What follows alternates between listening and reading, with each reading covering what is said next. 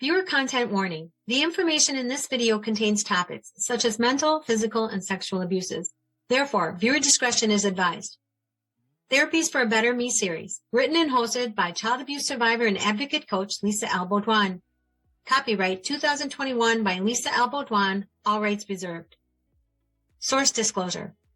While Lisa has copyright ownership of her theories, analogies, and most therapies that she presents, Lisa is not the owner of the sourced information that is sometimes used in her presentations, but in all cases, Lisa is grateful and gives attribution due as appropriate, with citation credited at times on the bottom of the slide where a specific source is referenced, or at the minimal, in the credits at the end of the video. Please note, if you would like to use the source material, you must contact the sources directly to make such requests. Hello, my name is Lisa Beaudoin, and this year is 2021, which means I'm now 59 years old. I'm a child abuse survivor and have been an advocate coach for quite some time now, sharing my story, theories, analogies, and therapies with others to hopefully help them on their journey. But that wasn't how it was even up until 10 years ago, because due to that child abuse, I suffered most of my life unknowingly from multiple mental conditions. After many years of suffering, I finally started to change my direction by seeing psychiatrists and therapists sporadically, but sometimes in stints of months or years. During that time, I began being diagnosed with a multitude of mental conditions, such as dysthymia, which is persistent depressive disorder, and depression, anxiety disorder, post-traumatic stress disorder with paranoia, complex post-traumatic stress disorder, personality disorder that includes dependent and borderline features, borderline personality disorder, and I was also noted to have psychotic issues. At the time, it was devastating to be told that I had these conditions, some very severe, which I didn't want to believe. But in time, I started to address each one of those conditions separately. First, by looking into the medical terminology and symptoms of those conditions, and then by journaling and reflecting to see if I could recognize any patterns or signs of those symptoms in my own behavior. And even though I'm the patient, through several more years of therapy and journaling and reflection, I began to assess myself, and I came up with a way to interpret and make goals on my own terms. So the following is an audio tape presentation from a 2018 article that I made based on my own take on borderline personality disorder that I'm diagnosed with, along with the daily therapies that I use in my BPD Playbook plan. Although the video may seem long to you, it is in fact a very fast reflection of my entire life up to that point, and to the theories, analogies, and therapies that I use. Again, this is my journey and my own take on what's going on with me, but I'm hoping and I'm praying that it might help others. Each segment has a link in the description so that you can take your time to make notes and hopefully put them behind a tab under BPD in your own therapy playbook that was discussed in Therapies for a Better Me 101. So now moving on to the article, When Dealing with My Borderline Personality Disorder. As a person who has been diagnosed with BPD, I've had extensive therapy and gone out and researched the topic through other websites such as the Mayo Clinic and the National Institute of Health. And that's why I decided to write the article, because I think I can shed to light a perspective that isn't being seen, at least in the manner that I see it, and I just wanted to share it with other people. But before I get into the article itself, I just want to touch base on labeling. When I was first diagnosed with BPD, I didn't believe I had it. And in fact, I didn't believe there was anything wrong with me. I believed it was the world was wrong and I was right. Most of this is due to the abuse that I suffered as a child. And if you want to find out more about that, which you should actually go and watch the presentations on the dynamics of abuse prior to listening to me on any article, because then you'll get a better sense of who I am and understanding where my thought processes are. So that being said, when I first was diagnosed with this, the first obstacle was being able to allow myself to say, yes, I have a problem. And actually took me several attempts to break down that barrier, to give myself license to have issues, to accept and own that behavior. And I also want to comment really quickly here is I don't like to consider it a disorder. I leave that to the mental health field. They have ways of labeling things, and I don't really care for labels because they do separate us in our world. However, labels are needed sometimes because we need to be able to assess information. So with that being said, I may say the sky is blue today. There is not a cloud in the sky. And the people around me may agree with me. But then I may say, well, the sky is a light blue. And someone may say, you know what, I think it's a little deeper than a light blue. I think it's a true blue. And some people may say, no, I think it's a sky blue. So with the labeling that I've come to find, I make sure that I have my own interpretation on those labels, which the mental health field also has these labels that label the significance of a disorder along with the severity of the disorder. So with that, then they have what they call GAF scores, which are global assessments of functioning. And that's basically then they put an assessment on that condition. So you've got all these levels going on about mental conditions. It's very disconcerting for someone to say, you have a disorder. And while I've learned to accept the wording, I look at my disorders are behaviors. It's basically behaviors in my head. It's either a negative behavior or a positive behavior. And in this instance, these conditions they're talking about, these disorders, are talking about my negative behaviors that I have. And if anybody is going to be able to correct that, that is me. And so what I've done is I have come up with my own labeling, which first of all, I take out the word disorder and I just put in negative or positive behavior. And then secondly, I have thought very extensively and intensely on the symptoms and the therapies, and I've slightly rewritten them as far as in my head. Are there other people that feel the same way? Maybe, I don't know. I've never found anybody that has come across in this way, and I will explain to you how I came across this thinking. So that being said, I came up with what I call my own therapeutic plan. And how I did this was I took and looked at my whole lifetime as far as my behavior patterns, my negative behavior patterns. And I said, where do I think I am on a scale from 0 being completely out of control to 10 being in really good control? Where am I? Where have I been on this scale?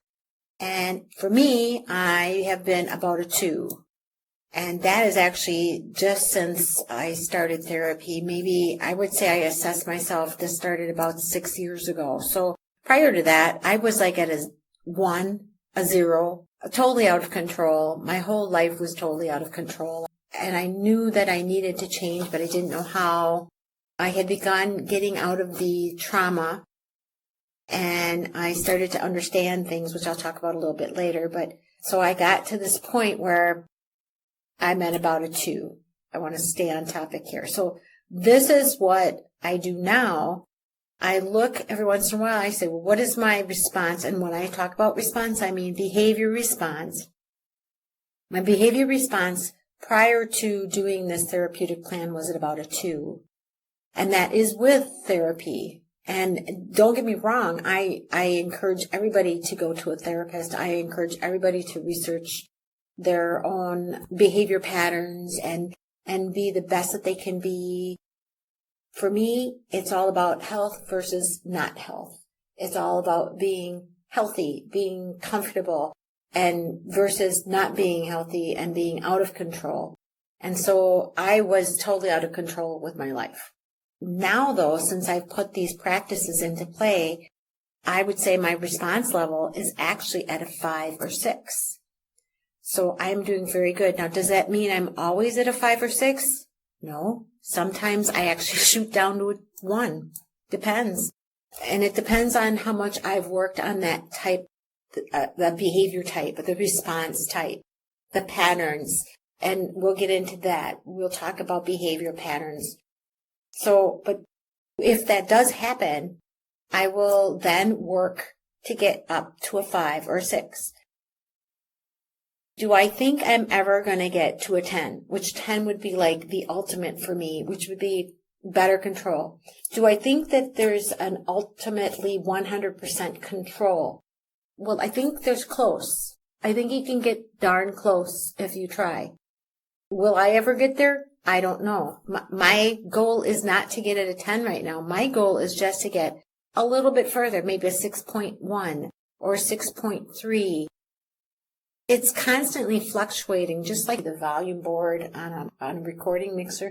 It's constantly fluctuating because life is sending you constant different feed. You know, your life has got all these perceptions going on, all these things going on around you, and you are interpreting in all variety of ways. However, the idea is to try to get yourself from a lower out of control to a higher. And that's what I'm doing. I'm getting myself in better control in most of the situations that are coming up, or at least in situations I'm really identified with, which we're going to talk about next, into a 5 or a 6. But then I need a plan. The responses are a goal. I'm reaching for better and better goals of better control. And I don't mean that I'm not allowed to be hurt. Can I be hurt by someone's actions? Yes. Is it justified? Perhaps. Maybe. Sometimes, and yes. But do I want to stay more in control of the response that I give? Yes. That is the whole purpose of this, so that my behavior doesn't devalue my actual feelings. And oftentimes that is what happens for me. Something will happen. And when that happens, I will be very upset and I will respond in such an explosive manner or say something in such an alarming and harsh way that instead of the feelings that I have being communicated, it's the behavior. It comes to where people are concentrating on my behavior rather than how I'm feeling inside, rather than what has affected me to cause this behavior. So the whole purpose of this is to get in better control so that I can better communicate what has been done. But it's better control not about them. This is not about them. It's about internal control. It's about internalizing and understanding the responses, the feelings and the emotions. And I truly believe that's what's going on with this diagnosis of BPD. I believe the responses aren't getting sent correctly, and we're going to get into that. But before we do, we have to talk about the therapeutic plan. And I have 5 steps in that where I identify my negative and positive behavior patterns. I'm right here. Where are these patterns coming from? Is step 2. Step 3, how did I come to have these patterns in the first place? And step 4, the recovery in negative behavior patterns, with step 5 being how family and friends can help me. And I do truly believe that that is an essential part of healing and coming to better understanding, which we'll get into in a little bit. So step 1 in the plan is identifying my negative and positive behavior patterns. And it's actually very important, and it's probably for me, it was the hardest process to go through. You learn many things. This is a multiple exercise for different types of things. Because first off, I always seen the glass half empty. Everything was always pretty negative. Things would start to go great, but then something would happen. A job would come along, and it would be a wonderful job, and then something would happen, and I would lose control, and I'd quit the job. Or a relationship, family relationship, friendships, romantic relationships. It was all the same type of thing. It would start out pretty marvelous, and then it would just go way downhill and be totally dramatic. totally destructive. So one of the ways I started to understand this was by keeping a journal. And it took me 4 years to write from the time I was an infant to the time I was 18. I used a program called Excel, Microsoft Excel. It's probably best if you can use a binder with a sheet of paper and a pencil. And I'll tell you later on about therapy. What happens is that even in keeping it in a computer file, I finally got to see the patterns in my life. And I did see the total uncontrol, but I didn't see, first of all, that most of it had to do with myself. This is called ownership. Yes, I was abused as a child. I was neglected and physically and mentally abused by my mother, very badly. Yes, I suffered horrible trauma from that. Yes, I was abused by my father. I was repeatedly incested by my father. I was imprisoned by my father. Yes, this is true. But I kept that victimizing. A lot of people would say, quit being the victim. I would hear that all the time, quit being the victim. And I thought to myself, well, how can I not be the victim? I was the victim. And even when I was diagnosed with the conditions, I was really angry because I thought, why am I the one that's suffering?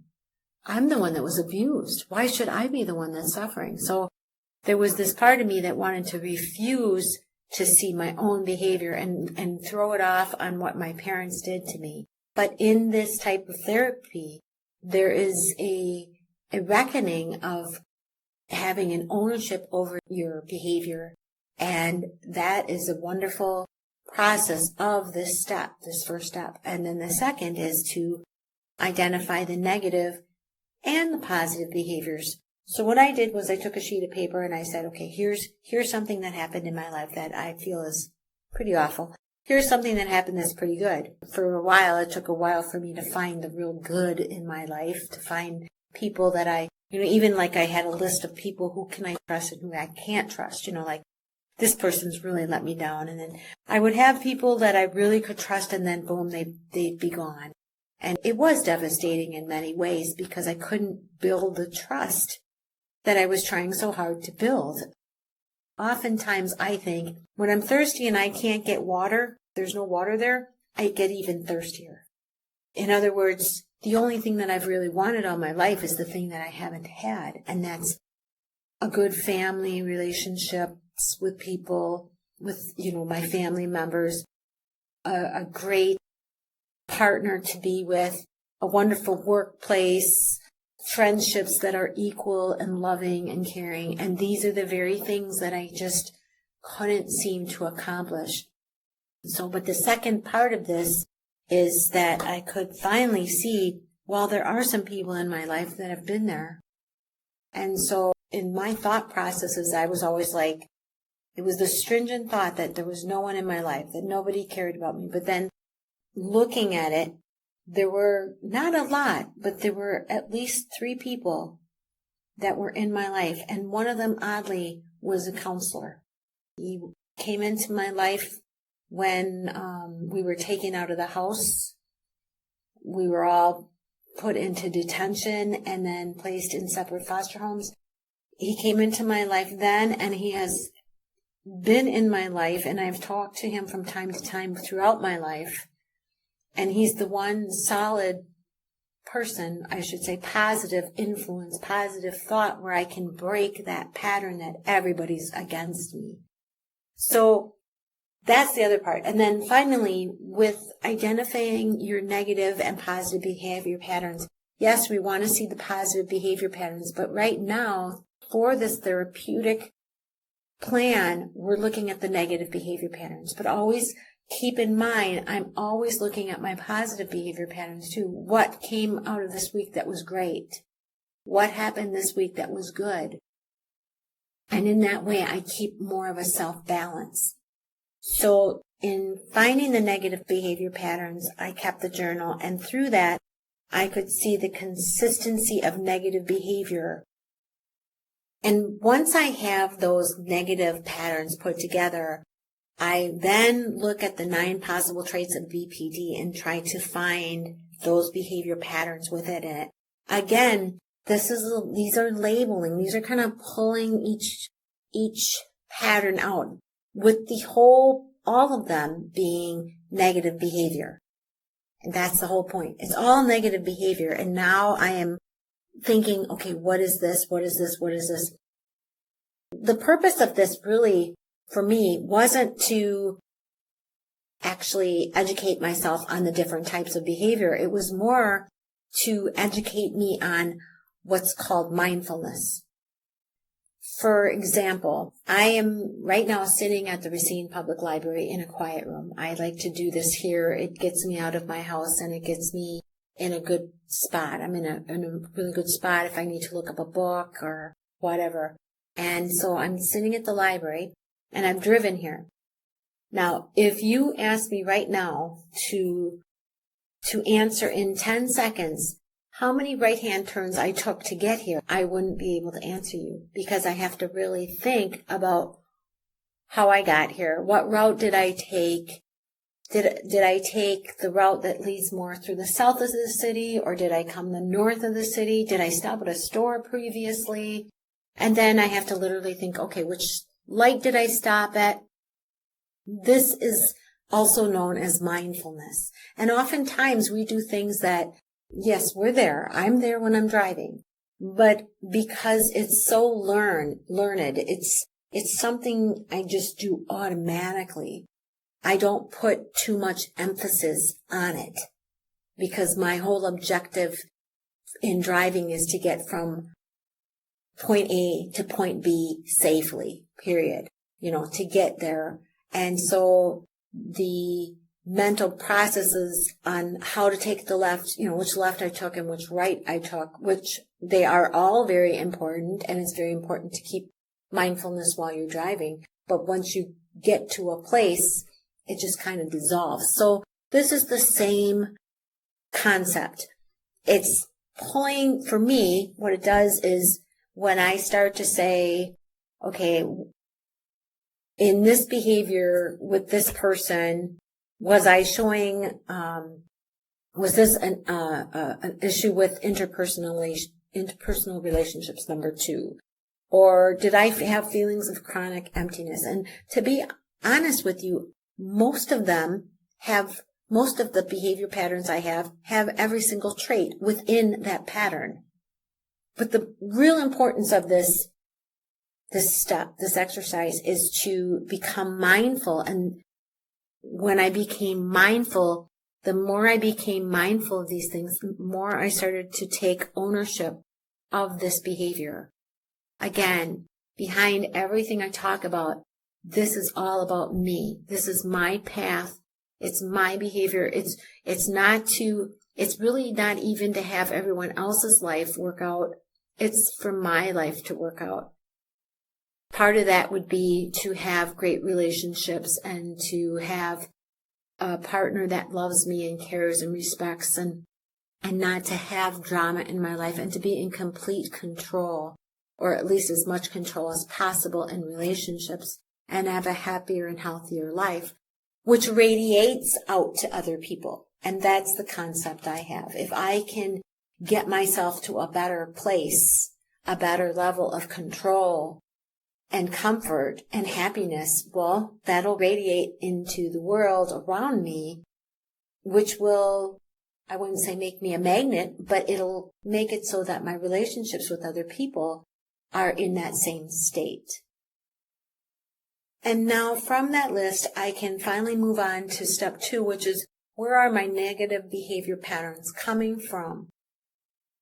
Most of the time throughout my entire adult life, I've been told they're due to abandonment issues. And this is where my thoughts change slightly, where the pattern of my own therapeutic plan doesn't match, because to me, the abandonment issues is a trait. It's describing the behavior of the symptoms. It's not really describing the root of the problem. I have a different take on it. Now, you should go and watch my Dynamics of Abuse presentation, especially the first one where I talk about my life, my history, which was actually the toughest one to do. But in a nutshell, from being very little on, I was neglected by my mother, and then I was mentally and physically abused by her. And then my father held us captive in our house for a year, and I was placed in a foster home. From there, I ran away, and I kept running away. I would be put in juvenile detention, get placed in another foster home, and eventually I got to the point where they put me in Martin Luther Home for Girls in Stoughton, Wisconsin. And I remember, just a quick story, the first night I was there, I was terrified. The pipes were banging, and it was scary. I walked into a big, huge mansion-type place where there's a bunch of girls that I couldn't even relate to myself, let alone them. And then to be in this very foreign place. And I remember in the morning, this lady came to wake me up, and I was terrified that she was coming to hurt me, and I threw a shoe at her. I got to eventually know her, and she was a wonderful woman. But my point is that I never had the understanding of what was going on. I never got the love. And so a lot of people will say this is from abandonment. These are abandonment issues. But I think the abandonment issues is actually describing the symptoms and not the actual root of the problem. Or rather, where do these symptoms, what is the root of these symptoms that are occurring? What is the root of the bad behavioral patterns? Now, in the first video, I also talk about how up until I was in my early to mid 50s, I really didn't understand things, and I would just react. And finally, one night I was watching Father Knows Best, and I knew I shouldn't watch it. I always avoided being by myself, going out to eat, unless it was at a coffee house, which then I'd always bring my computer. I would delve really deeply into my research, and I know that is actually a compulsion, really, because it helps me not feel so alone. And I would just basically be on my own in things, but I would make sure that I would stay away from certain things. Like I went to a concert once by myself. Big mistake.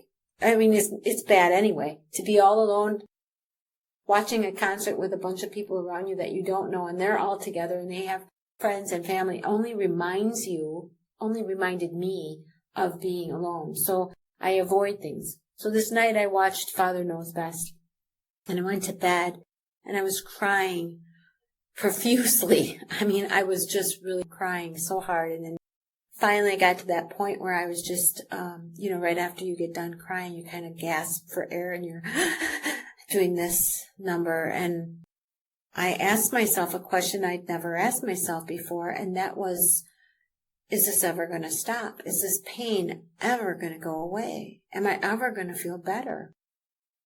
And something came back, and I'm not saying something spoke and said exact English phrase to me. What it was more or less was a feeling of a thought pattern. And that thought said, no, because you didn't deserve to be treated like this. You didn't deserve to be treated like you've been by your parents. You deserved love, and you deserved for them to raise you in a respectful manner so you could learn love and trust. And I remember I just laid there thinking, what the heck is this? Where did this thing come from? Where did this thought come from? And I just laid there, and I finally started to quiet down, and I just contemplated that. And then the next morning I woke up and I had completely forgotten about it. And I had breakfast, and then I was doing the dishes, and the same thought came in my mind of how I'm having breakfast all alone, and am I ever going to feel, I kind of push those feelings of being completely alone away. It was almost like I was my best friend, which I am my best friend, but in a different way now. But anyway, I was sad, and I just kept saying, is this ever going to change? And once again, that thought came into my head. And as the days progressed, that thought got stronger and stronger. And as I started to sift through things, I started to realize that these thoughts were coming from within me, that there was something within me that was generating this information. And now I want to stop right here because I believe there's two reasons why I was able to connect with this thought. And that was, first of all, most of the trauma that I'd suffered had been lifted. Now, trauma is not pain, not in my interpretation, and I will talk about trauma in another video. And I'll have one on the dynamics abuse presentation, and then I'll have probably another article about trauma. But I'm talking about the after effects of pain that you can't let go of. That had to be lifted. But another thing, the addictions that I had grabbed onto throughout my life were completely lifted. Most of them. I went from, I smoked cigarettes since I was, 13, something like that, 12. And then from that, after my dad incested me, I tried I was shooting up speed, okay? I'm going to be candid here. I was shooting up preludins, and I OD'd on that. And it took a few months, several months, but I OD'd on that. But I continued to smoke cigarettes, and I continued to drink, and I drank until I had children, and then I stopped drinking, but I continued to smoke, and I continued to drink coffee like it was going out of style with sugar and milk. And I ate, at least 2-3 candy bars a day. No healthy food, nothing. So this self-communication didn't happen until all of that was almost completely removed. Yet still I didn't understand that communication or where it was coming from, what was happening to me. Now, all along, every foster home I'd been in, I'd gone to church with them. I had been in several churches, and I was very, very serious about my religion and about my faith.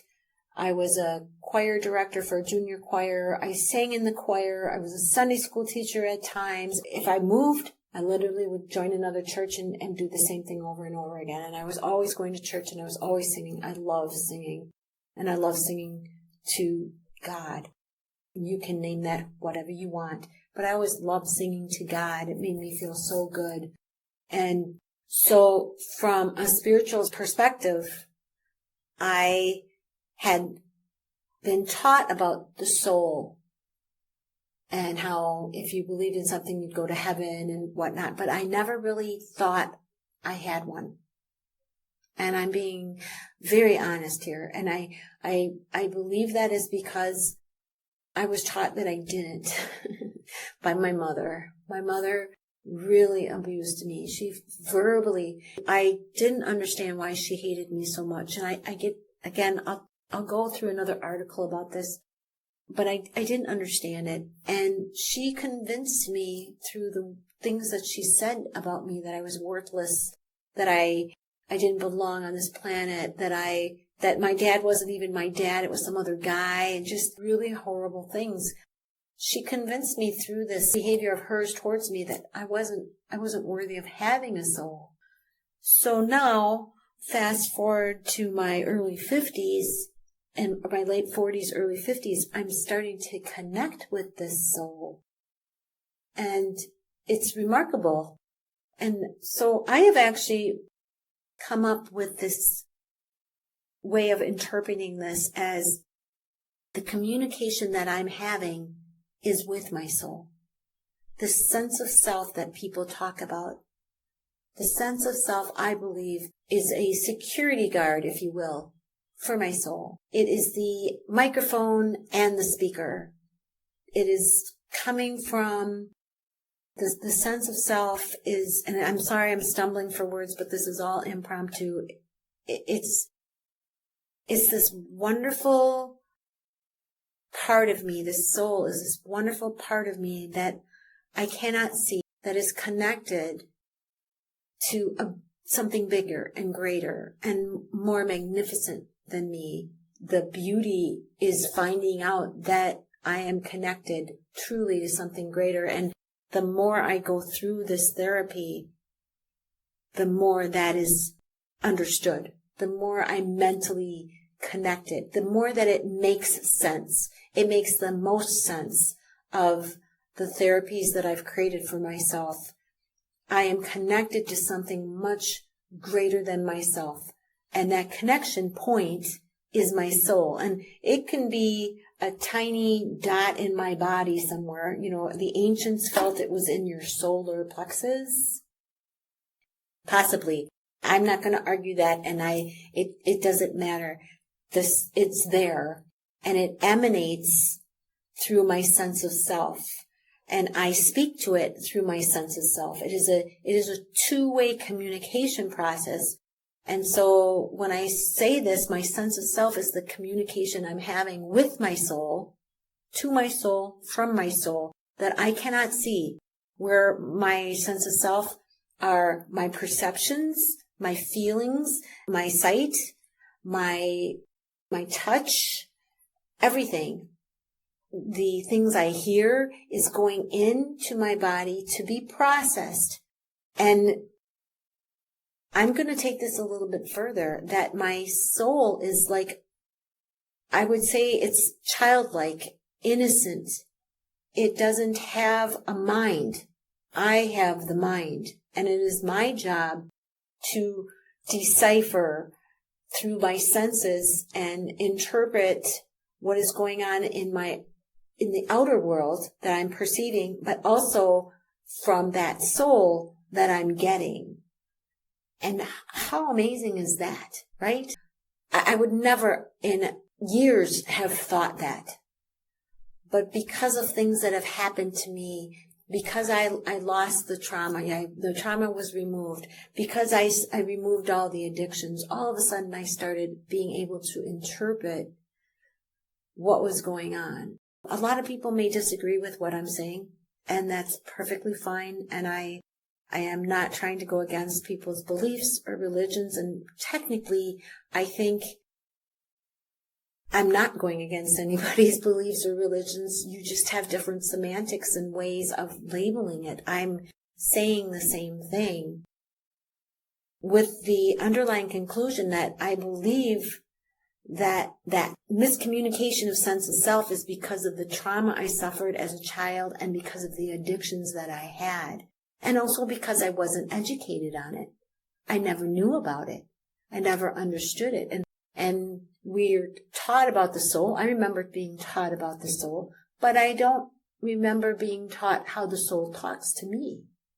I mean, yes, through God, but I'm talking about, in a sense, is the interpretations, my sensory perceptions. It's coming through this way. Now that I've understood this, I can go right into step 3 and ask myself, how did I come to have these negative behavior patterns? Well, it's pretty evident. As a young girl, there was no one there to love and protect me, first of all. There was no one there to show me how to love myself or how to love others. But just as importantly, there was no one there to show me how to protect myself from people I shouldn't trust or to keep me from harm. And so what I believe is that my sense of self, this communication I have with my soul, became very hypervigilant to try to protect me against all things. And it had to do this all on its own without me communicating back that I acknowledged it, without giving any thought process to this evaluation. So, and it elevated all the perceptions that I have with dealing with everybody, including family and relationships with men, with people, with employment. Coming back to the sense of self with the connection with the soul, I believe that's what's going on there. I see I have a pattern of a heightened sense of self. And so when I feel in situations where I'm being threatened in any way, or I'm being misrespected, I'm being mistreated, I'm being abused, I'm being unloved. Unloved is a big one, especially if I have given love and I'm not getting it back. I can have a burst of emotion, what I call a flare. And to me, that flare is my sense of self reacting in an intense burst of emotion of underlying fear that I'm going to get hurt, that I'm being used, that I'm being laughed at. And if you look at the structure of a volcano, it's much like the same way. There is this undercurrent of things that are going on, and I believe that's my sense of self trying to talk to me, and I'm not understanding it, so it erupts, and it erupts very intensely. And this is why I've come to the theory that my spirit and my soul, whatever you want to call it, it is a very childlike, very innocent energy, and it has no recollection of, is this the first time I've been hurt by this person, or is this an action that I really shouldn't worry about, because I've never been in tune with it. And so I'm not mentally working with it, and I just erupt. And in therapy, I have tried to control these eruptions, which they do help slightly. But now that I understand this all, oh my goodness, it's so much better, because during the flare, this is what I really wanted to get down to, is during this time of the flare, the first two things that come to my mind are these two things. How could they do what they did to me? Don't they care at all about me? Those are the two things. You don't love me. You don't care about me. Those are the things that are in my head. This is followed with, I don't want anything more to do with you. Now, it used to be followed with, I'm going to get even with you.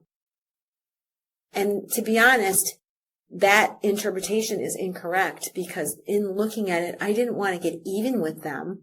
I wanted them to feel what I did.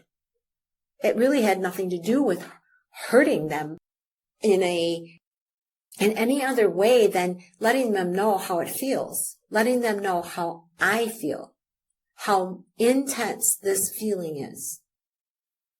But I have come to be able, with therapy, to control that somewhat, but not as much as I have come to learn how to control it now that I understand what's going on. And I can actually go to the process before the volcano hits, which we'll talk about.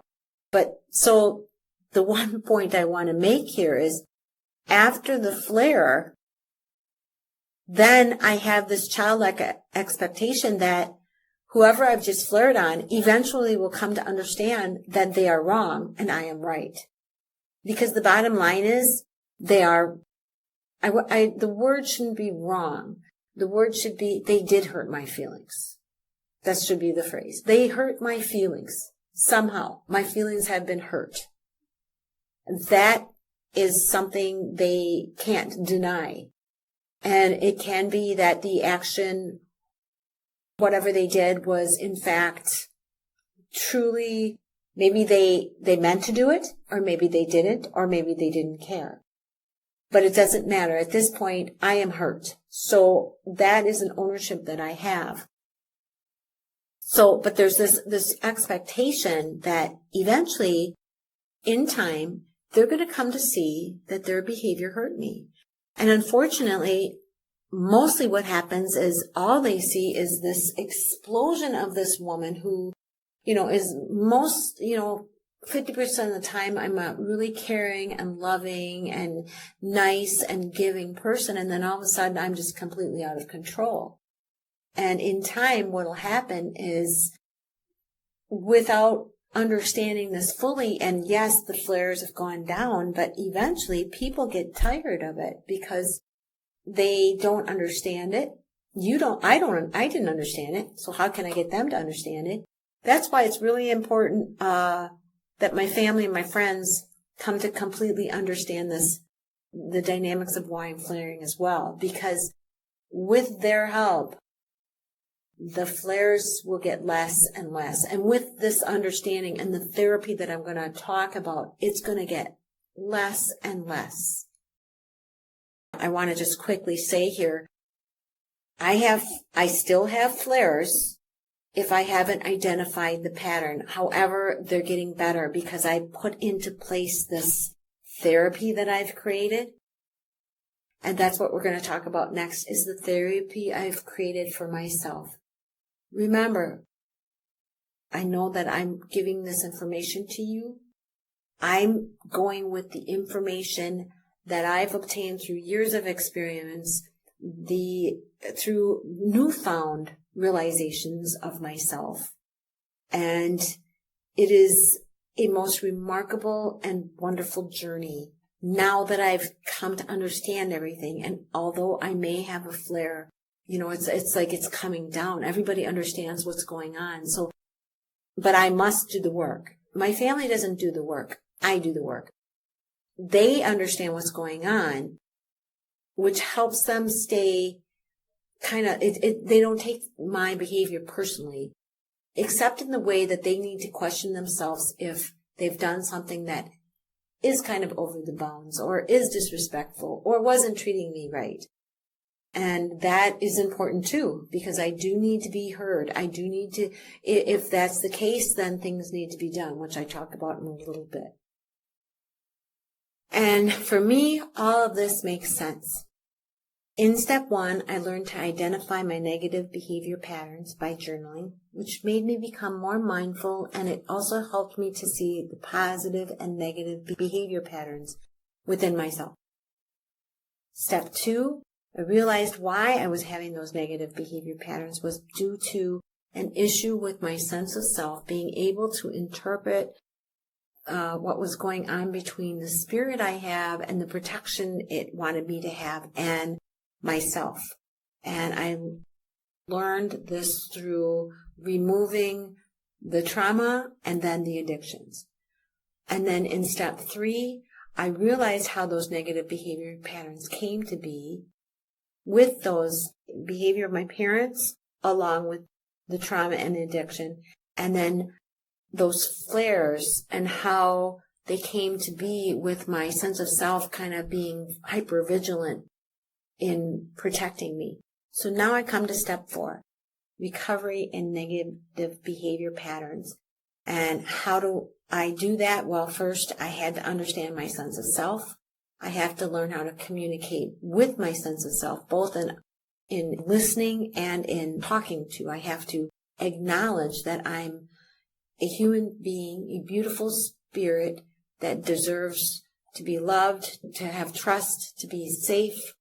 And so that is actually one of the most wonderful parts of this. The more I work with it, the more I find it that it is absolutely truth. It is truth for me. And so the flare is the behavior point, and I have to learn how to work going before the flare and afterwards. And I talk a little bit about how I communicate, how I interpret my sense of self, because it's not like it says, guess what? You need to do this today. It has feelings and emotions. And so I kind of try to work out what those feelings are trying to convey to me, with the bottom line understanding that happiness matters to me, but when I'm feeling comfortable, I'm feeling safe. And when I'm feeling safe, I'm feeling happy. And I would rather have it in that order. I never understood, and it really kind of is, being comfortable and feeling safe is a very internal moment. And the thing about it is, for me, it radiates out in the happiness that I feel about it. And what does that do? That radiates out to the people around me. So I have better relationships. So I have to learn how to communicate with my sense of self. And I think part of that is I know that my sense of self pushes on my perceptions. I literally can feel it in my skin. Like when a flare is coming, I can feel my blood pressure rise. I can feel my temperature rise. I can feel even my head is pulsing. The one thing I can't do is think. Sadly, my fight or flight responses are starting to kick in, so my thought processes are gone. I also realize, though, too, that I have to acknowledge my sense of self, and I can do that in many ways. It's not like you say, hey, I know you, I know you're here, and I love you. There's things you do. I do. First of all, I eat healthy foods, and I work out regularly. I take classes all the time to learn about new things in life, which help me feel good about me academically, but it also, to be honest, this also helps me understand other people. I take time to relax. I do meditation. Try to get plenty of sleep, which is one of the hardest things for me. I put on very soft and comfortable clothes, and I take care of myself. For this exercise, this therapeutic plan, what happens is when you start to take better care of yourself, you do take care of other people. You radiate better for other people. How do I connect with others? Well, I talk with my therapist. That was one of the first connections I've ever made, is talking with my therapists and counselors. Please understand, I don't dispute expert therapy because I believe it's a necessity. It is the initial stepping stone in opening up and talking about experiences that are very traumatic and hurtful and painful, and having another person hear it. You need that understanding. So the number one therapy I do for myself is comfort. And what I mean by that is I try to make everything around me, my living space, my car, it's all about comfort. I take away as much clutter as I possibly can, first off, because clutter leads to thinking about all the things you need to do. And to me, too much thought leads to lots of stress. So I take and I clean out my apartment, and I make the rooms that I live in, I wouldn't say sparse, but just they're comfortable. I have it very clean as well, because to me, again, that's acknowledging that I matter. My clothing is comfortable and soft. My bedding, my blankets, my pillows, everything is about comfort and feeling good. I try to go out and be with people as much as I can, but I also have my me time and my downtime. And I read books and I research. I'm an avid researcher. But in this therapy, I try to comfort myself. Now, does that mean you're going to be 100% comfortable all the time? Will I always be comfortable? No. There's going to be situations where I'm not going to feel comfortable. I've tried to set up as many scenarios for being uncomfortable as I possibly can. However, I have other therapies that help me when I am in states of discomfort, which leads me to my second biggest therapy that I have for myself. And I've never heard of it put this way. I've seen other examples, but this is the way I do it, and I absolutely really like how I've done this. I call this my deck of trust. Now, this isn't about how much I love someone or about how much I'm with someone. This is about how much I trust someone. And I'm on the top of the deck. So this is twofold, because this is acknowledging to myself that I am the one to trust mostly. And so when I put that in perspective and I have myself on the top of the deck, I put those other people in the deck. Now, for my deck of trust, nobody gets taken out. They're all in there.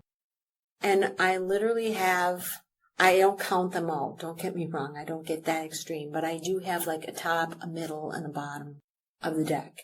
And so there are people that are at the bottom of the deck. There are people in the middle of the deck, people in the top of the deck, and I'm the top card.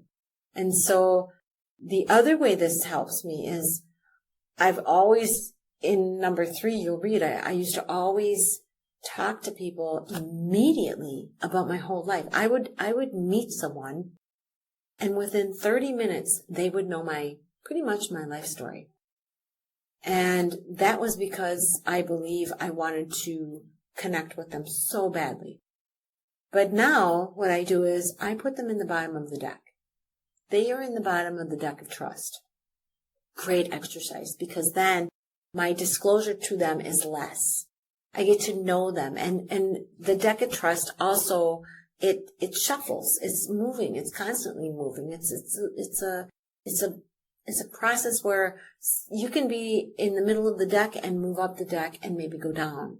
This is the way I deal with the flares with this wonderful deck of trust. It's an awesome thing. And also too with relationships, the way to put the person on the bottom of the deck to allow time to go through, to get to know a person, to see if I can trust them. And nothing is ever for sure. Nothing in life is ever for sure. I have seen relationships that have gone on for 20 years, and then all of a sudden you find out that somebody has cheated on someone, or they're getting a divorce, and it's kind of shocking. You know, it's sad, horribly sad to me, but this is the reality. That's why it's really important to me to have that deck of trust where it's constantly moving. I don't know if you've ever gone to the Black Hills. When they have these steep hills, you will come to find that every half a mile or so, they have these ramps, and they're truck ramps. And what happens is, if a truck is going down the hill, the idea is if something happens to the brakes and they can't get it to brake fast, they can go on this ramp. It takes you up almost on a really sharp incline. Not too sharp, but just sharp enough where your truck will stop. The semi will stop. So this deck of trust is like that with a flare. It will help stop that flare. And really, that is the whole point of all my therapy, is to pinpoint bad behavior, which is the flare. But also, how can I identify, now that I know how they happen, I can work with that. I can work more on the scenarios. But I can also work with, how can I get them to lessen and even stop them? How can I control them? Because right at this point, I can't. I'm like on that grade that's going down with no brakes, or up in a volcano. And again, I'm always on top.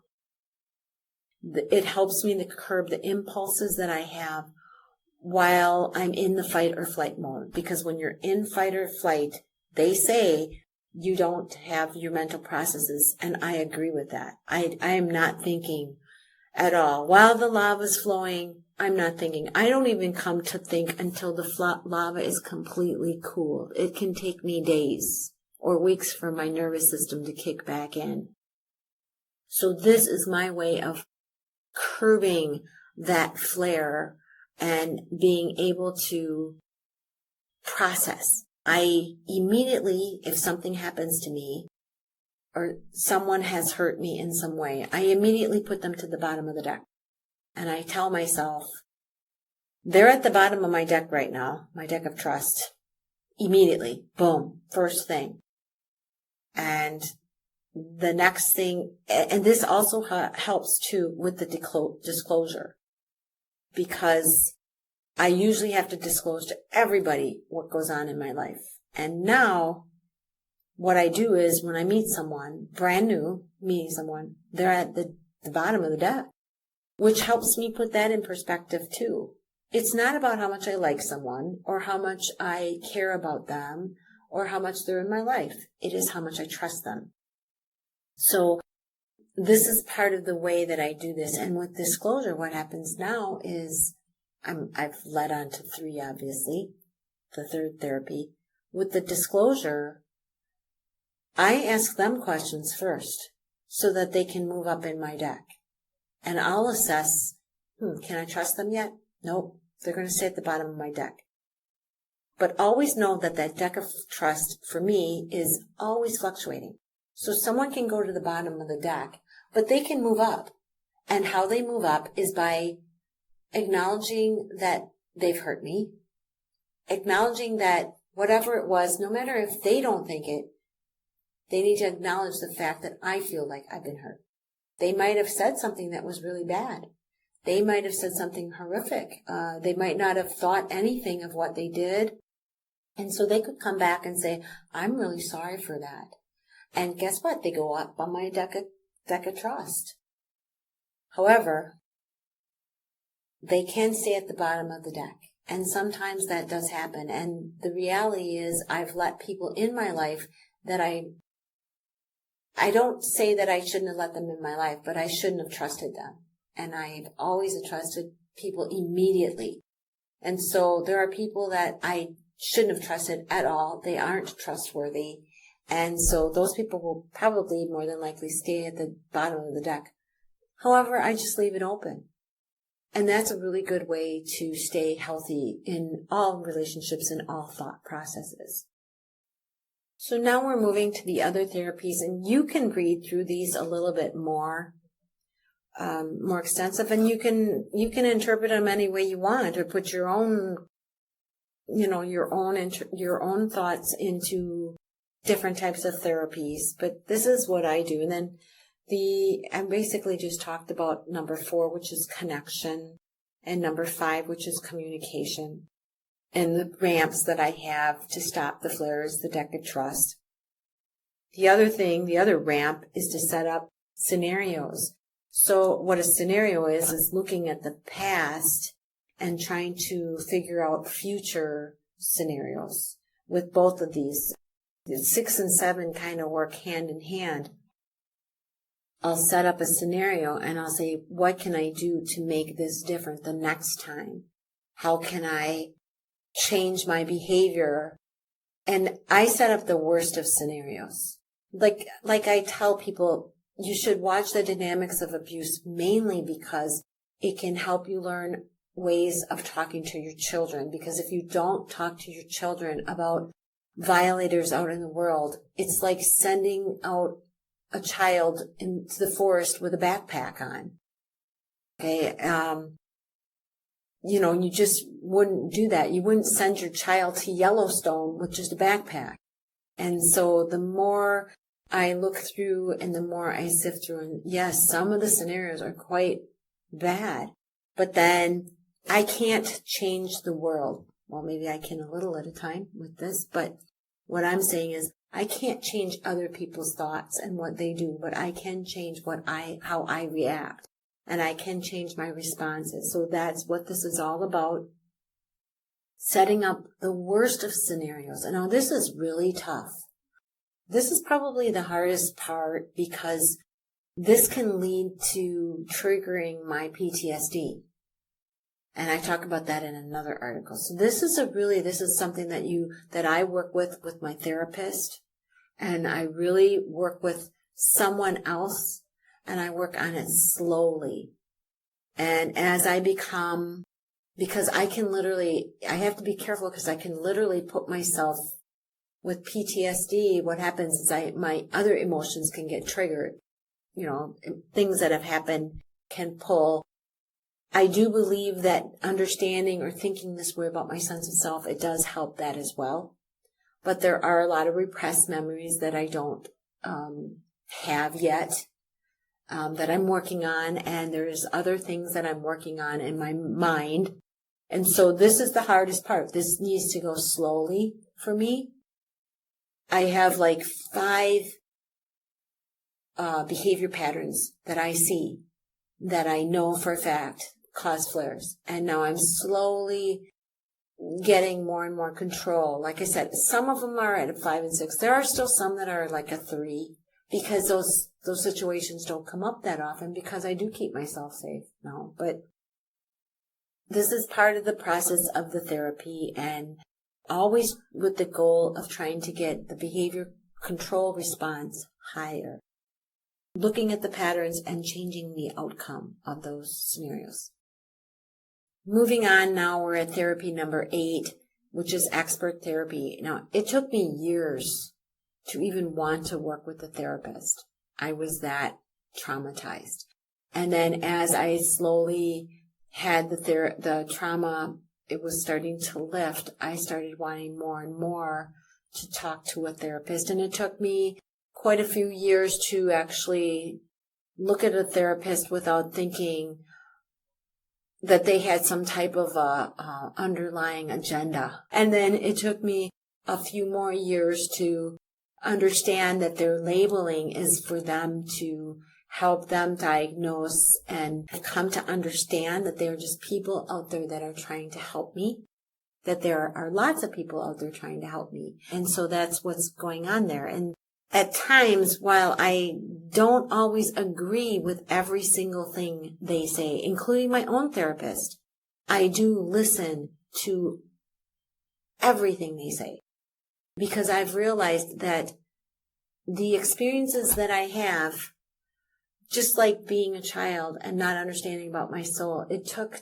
time and it took reaction. To be honest, I wouldn't have come to this conclusion had it not been for things that happened in my life, the bad behavior patterns that, it was like I kept hitting my head against a wall.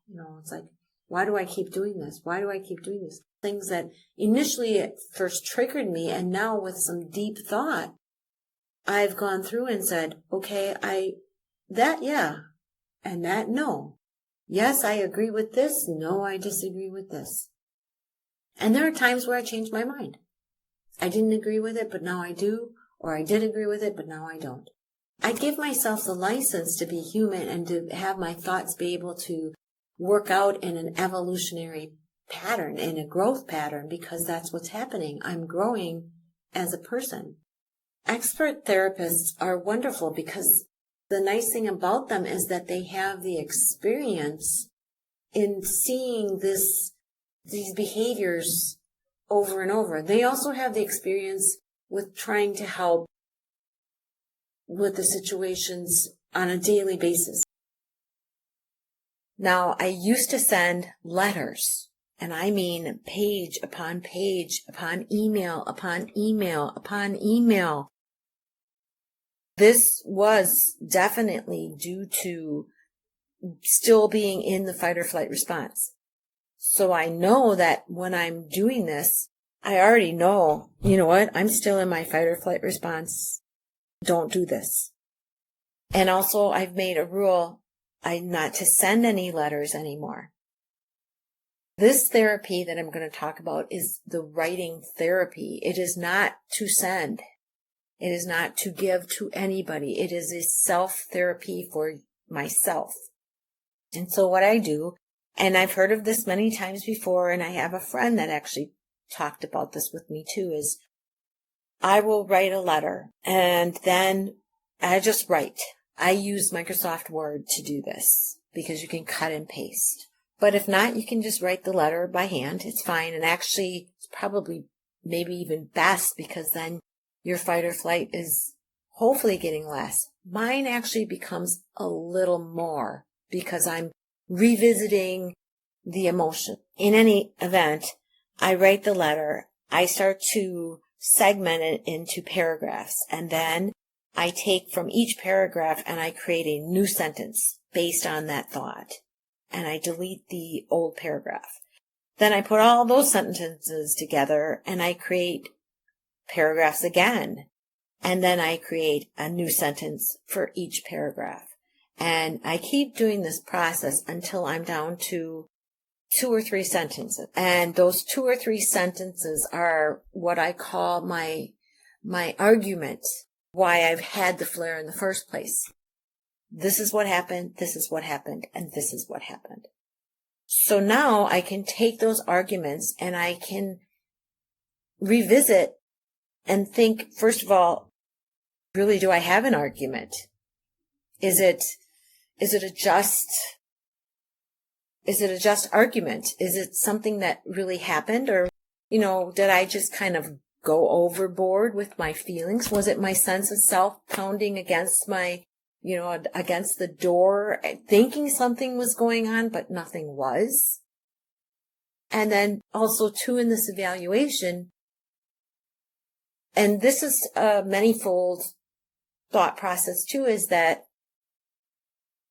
maybe the other person was having a bad day. Maybe they did not intend to come off the way they did. I can't tell you how many times I've said the wrong things at the wrong time. And I mean, during the most horrible moments when I should have been quiet or said something completely different than I did.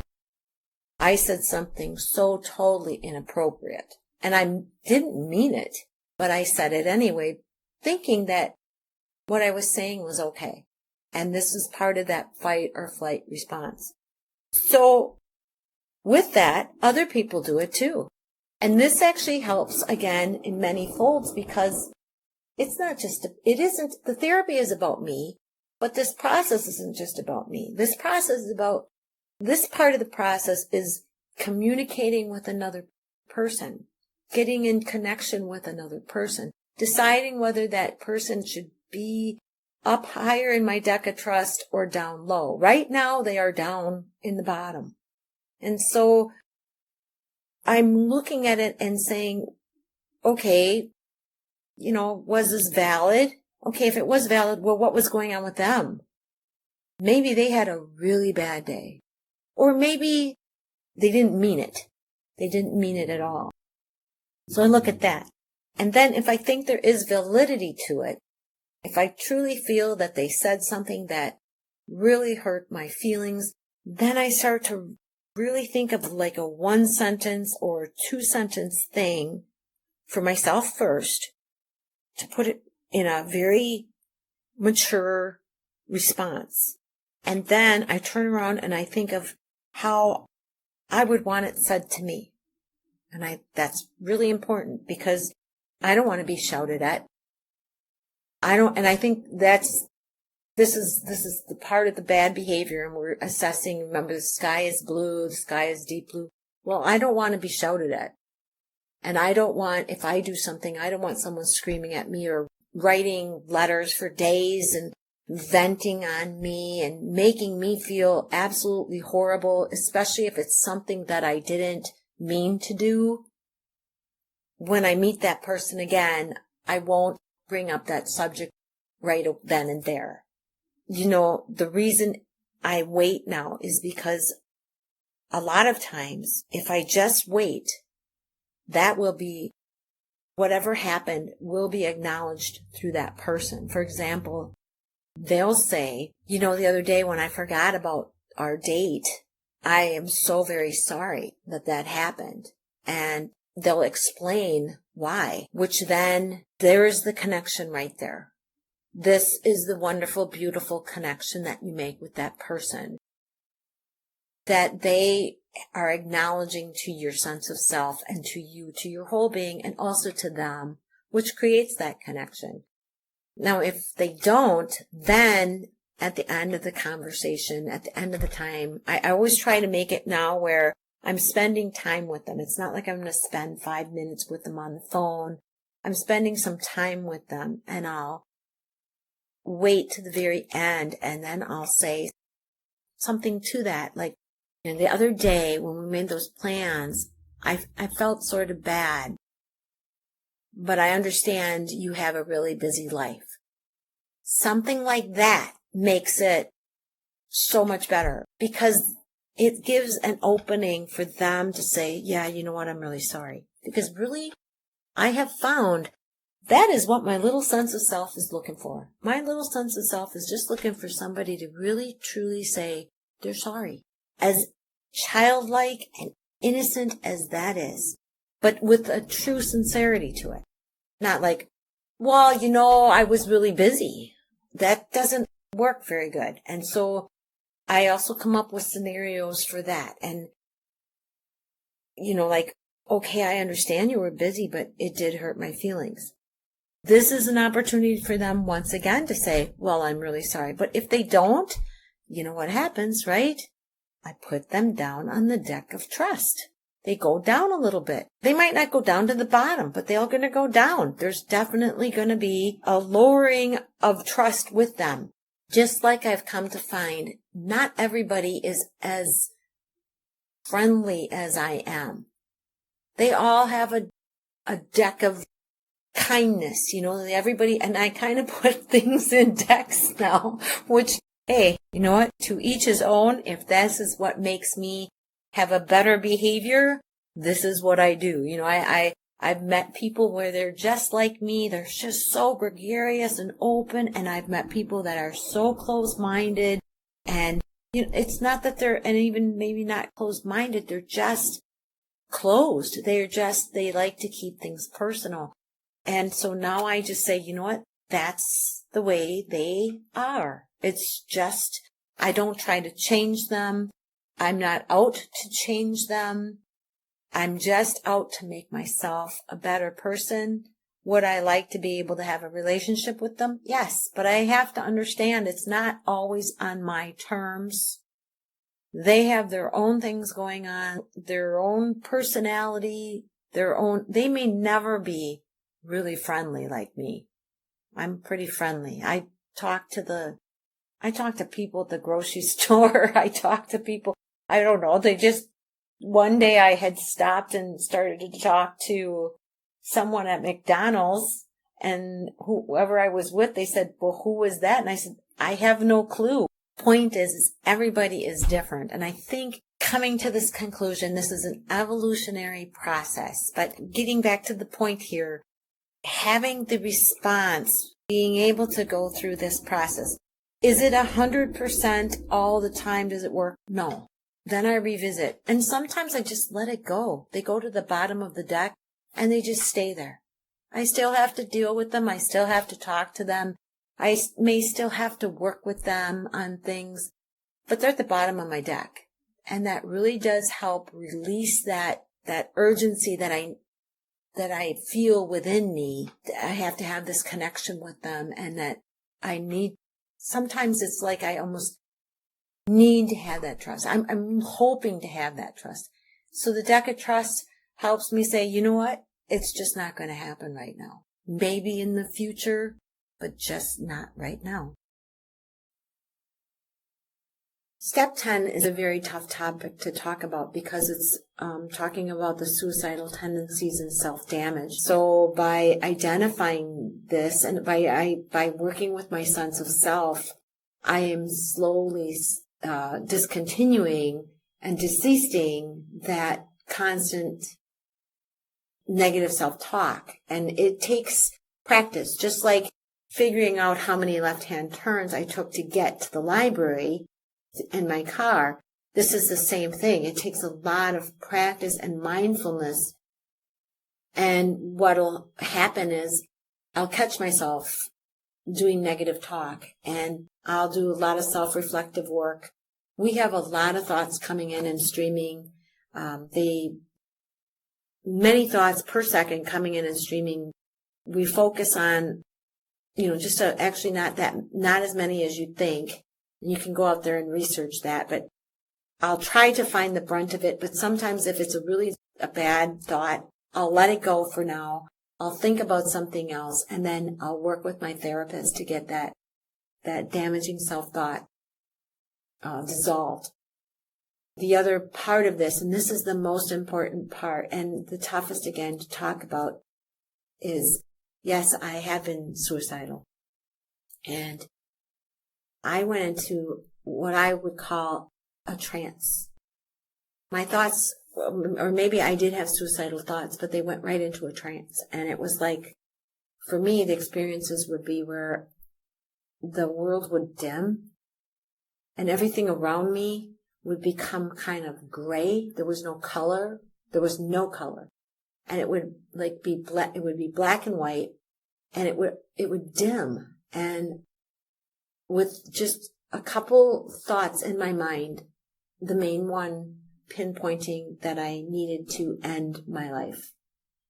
And if you have ever gone through this, it is a horrific experience and very tough to get out of. And thankfully, I've had doctors, psychiatrists, and therapists that have helped me work through a lot of that, the thoughts that lead to that trance. But with that, I have a theory, and I'd like to introduce it here based on my feelings and it's based not just on my feelings, but my interpretation of everything going around me and my experiences. Is that perhaps when I was suicidal, it was because I was at my most weakened state of the connection of my sense of self to my soul.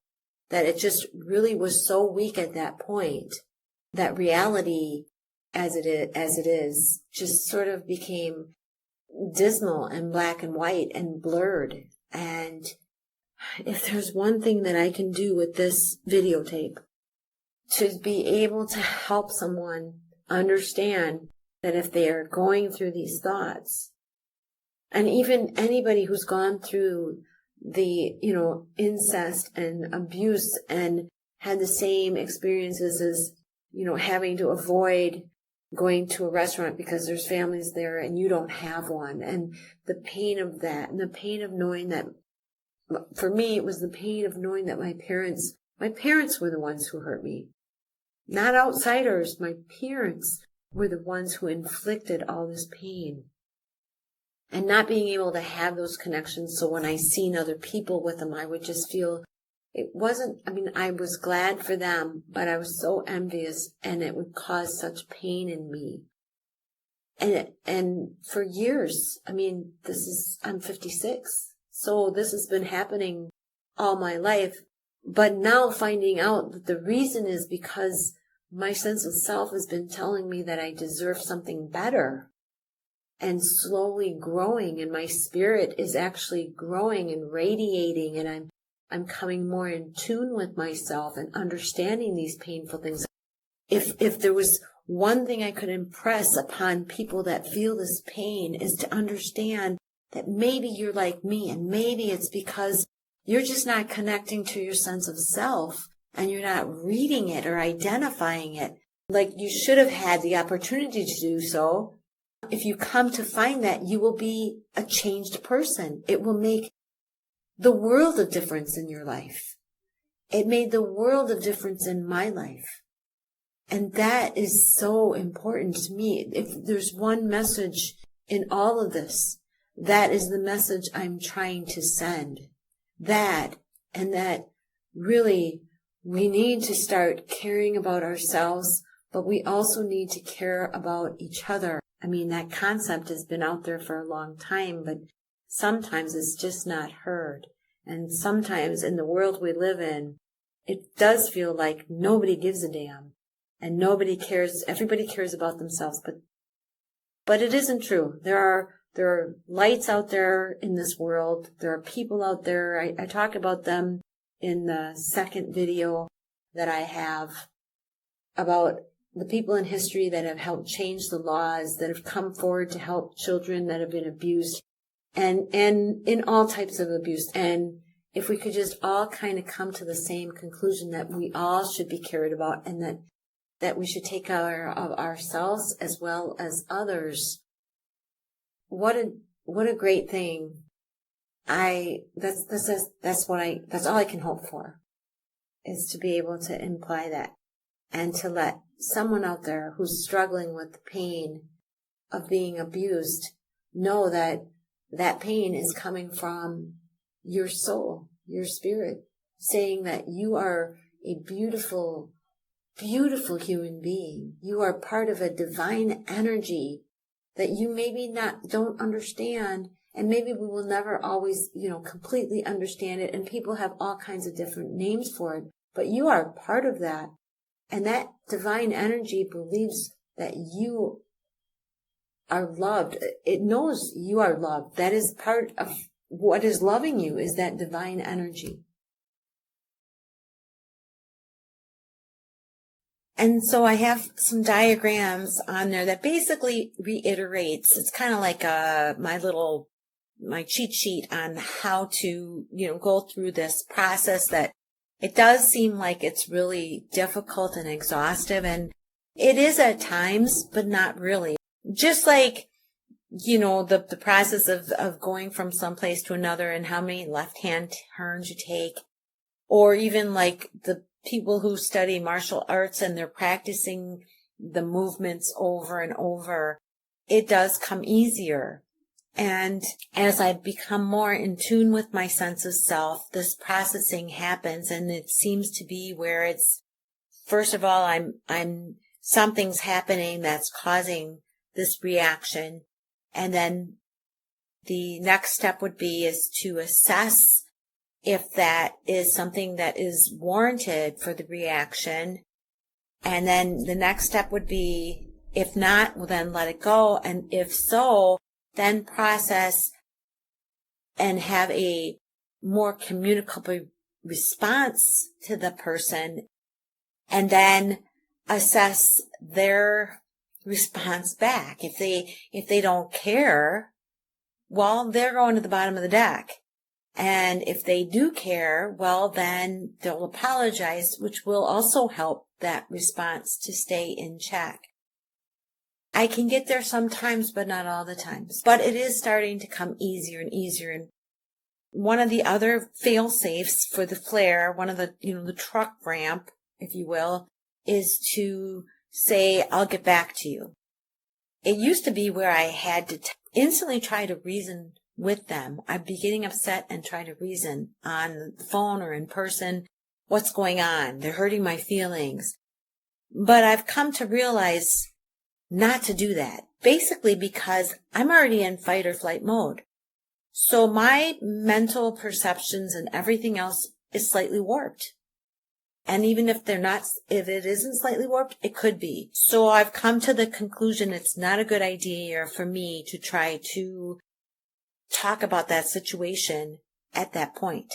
I'm not at that level yet. I'm not at a 10. If I get to the 10, then maybe perhaps. But right now, I'm not at that point. So what I do is I just say, you know what, something's come up and I'll get back to you. And if I'm on the phone or if I'm texting, I literally shut off my phone.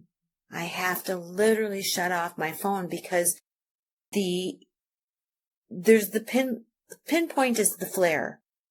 Prior to the flare are all these emotions and feelings starting to come to that pinpoint. And so by shutting off the phone, it's almost prior to the flare. And if the flare happens, my sensibilities go out the window. My reasoning goes out the window, and I may just pick up my phone again and call them back and say, you know what? Da, da, da, da, da, and I just go on. So I've learned to just shut off the phone. And then the next step I take is I do some very deep breathing. I usually will go into the bathroom and rinse my face off. And then I will try to think of something that I can do to get my mind off of it. Again, I don't mean to sound selfish, but it doesn't matter about them. It matters about me. It's my feelings that need to get into control. This is my therapy and my feelings, and I have to work this out. The initial parts of the flare, the heart racing, and my mind is tripping up on the events. The next step was I don't say anything about what happened. Not at that point. Because they're not prepared and I'm not prepared either. Again, there's this innocence going on and this sense of self that's going on that's like, you know what, are they going to do it to me again? That's why it's really important that I don't bring it up because, in fact, they could do it to me again right then because they might not be in the mindset or understand that what they did hurt me. So I try not to bring it up right away. And I try to I just let it go. I leave them at the bottom of the deck. And slowly, I try through time to build that trust because I remember going to a psychiatrist several years ago, and they said that trust is built with someone keeping their word in time. In other words, it's not just once, it's through a process of time when they keep their word this time and they keep their word the next time and they keep their word the following time and also through time and getting to know a person. So those are the things that I try to do if I'm on the phone or texting. Now being in person is a completely different way in a sense because your emotions are all over your face and they may become intense and say, what's wrong?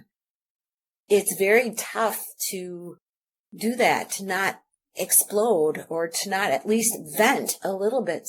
But the point is I've realized even venting slightly can really cause havoc because my nervous system has shut down. I am in fight or flight mode. I usually will go right into a bathroom. I'll say, you know what, I need to go use the bathroom. And then once I'm in the bathroom, I'll try to calm down. And then I'll come out of the bathroom and say, you know what, something's come up. I need to go home. And really something has come up. I'm not lying. My flare is coming up. Do I have to explain that to them? Again, I found it's best not to explain it to them now because all it's going to do is promote the fight or flight response. My reasoning has gone out the window. And until I can get that fight or flight response completely gone and the emotions, I visit my emotions. I work with them. I check to see how I'm feeling. And really, it's pretty simple exercise. You just ask yourself, how am I feeling about this? If you're still upset, you'll know your body will respond. And I just say, oh, I'm not ready. If I have the slightest increase in pulse or sadness or quickened thoughts, which my thoughts are pretty fast anyway. But if they're really fast thoughts, especially with the thought goes, you know what, they just don't care. Then I just let it go until I can get to that point. And if they contact me and say, are you okay? I just say, I'm sorry. I'm sorry. I'm distant. I'm just really busy with something right now. And I think that is another very effective therapy that I've put in place that helps in many different facets of changing the behavior patterns that I have. So that concludes this commentary on when dealing with my borderline personality disorder. I would like to say thank you to the sources and credits that I have with this article that are at the end of it. Once again, you can look up the subject and click on the link. And the credits, thank you so much to those at pixabay.com. You can go ahead and click on their links and give them your support by buying them a cup of coffee. And you can support me in sharing this information with your friends and family, and by subscribing to my YouTube channel, which I will be posting other commentaries as well as possibly doing my own interviews with other people on this and other interesting topics. Thank you so much.